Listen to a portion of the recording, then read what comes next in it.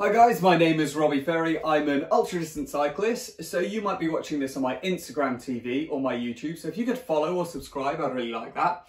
So first thing is first, I've been talking a lot about contact points on the bike, and I want to start talking today about feet and how to avoid getting foot problems. So when I first started cycling, I had some really bad foot problems. You know, I suffered with such aches, like hot foot was a bad thing for me.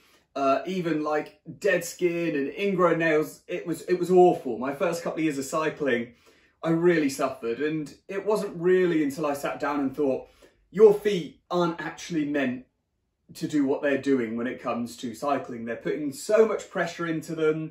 It's not really natural when we were cavemen that we didn't really need to evolve to do this. So you can understand your feet take a lot of pressure.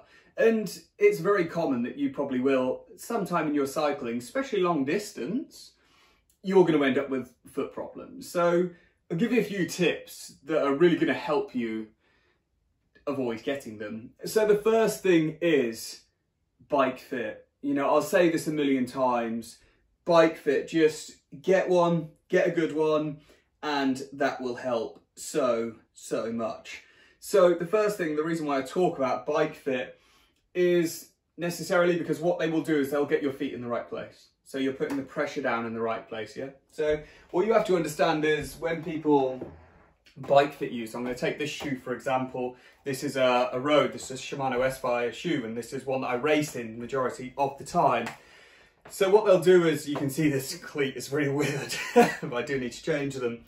So what they do is they get this right. So most people think when they first start cycling, they think, oh yeah, you need your foot straight next to the pedal. You don't. Like for me personally, I found instead of being dead straight, I was actually inward, which is a very common thing for people, that they naturally go inwards. And this is what I had to change, because I was getting problems and I was finding that my feet were sitting wrong and I was pushing into all the wrong places, and it was actually hurting my toes.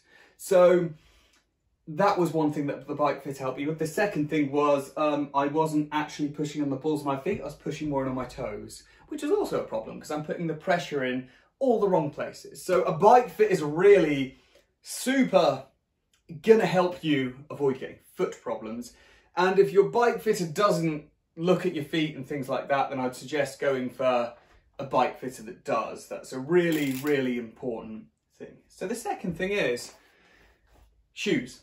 Shoes are really important. You know, like I think it's crazy when I go out riding and I see people on these £6,000, you know, €7,000 bikes, and then they've got like £10 tyres on them. Yeah, it's crazy. It's crazy. So what you have to understand is when you start cycling, when you start getting serious about it, don't go cheap on your shoes. Yeah, cheap shoes will work. They will do the job, but they're not going to give you the support you want. So I started with some Muddy Fox shoes, and they gave me a lot of pain. They were really difficult to ride in.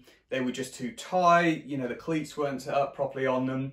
They were very heavy, they just didn't work for me. And I remember thinking, oh, I'm gonna upgrade my shoes, and I eventually ended up going to Northwave shoes, and yeah, they weren't a bad set of shoes, but they weren't really right for me. They were a bit narrow. So I found on the sides of my feet here, I was getting quite a lot of pain, unfortunately. And then after that, I ended up getting a pair of Shimano shoes, and I actually invested, I think it was about 70, 80 quid, and I think it's a set of RP5s, if I'm correct. I'll have to dig out what they were. And then I found that they were slightly wider, they really helped, and they were just shaped a little bit better for me. Then eventually, when I got more serious about my cycling and things got a bit more intense, I eventually got these, which are the S-Fires. And these aren't a cheap shoe, but they are an amazing shoe. And they help me so much. They're nice and wide at the front. They even do them in wide versions as well. They were really easy to set up. They're really light, and it just felt like it helped me put the pressure in the right place. So when I got the cleats all set up right and everything was bang on, I just fell in love with these shoes, and it fixed a lot of the problems for me going for better shoes. And I can honestly say, if you're going to put money into something. So if you're thinking, oh, I'm going to buy £2 carbon wheels, that won't stop you getting backache. That won't stop you with foot pain. You know, really do the essential stuff. Put the money from when you spend money on cycling, put all the big money into essential stuff, and that'll really make a big difference. So I'm not actually riding with these this season. I've actually gone across to the new S5s. I love these shoes. They're just amazing, crazy and green.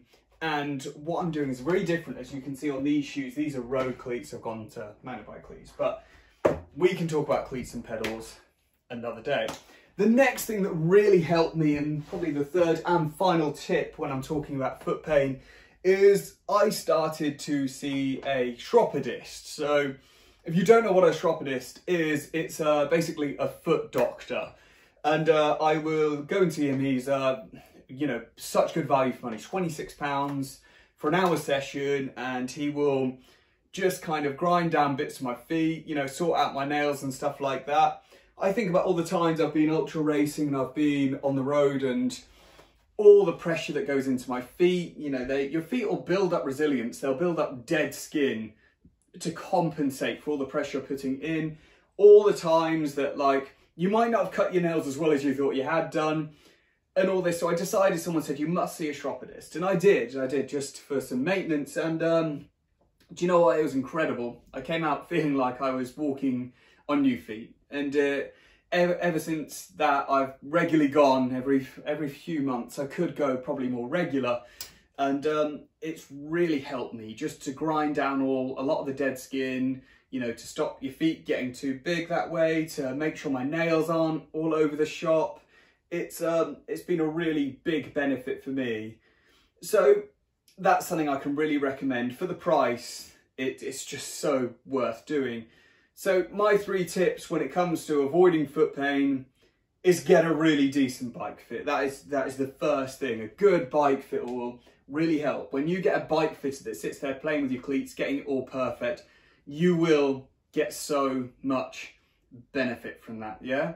If you haven't got the money for a really expensive bike fit or something really valuable, look at some GCN YouTube videos on how to get your cleats in the right place, okay?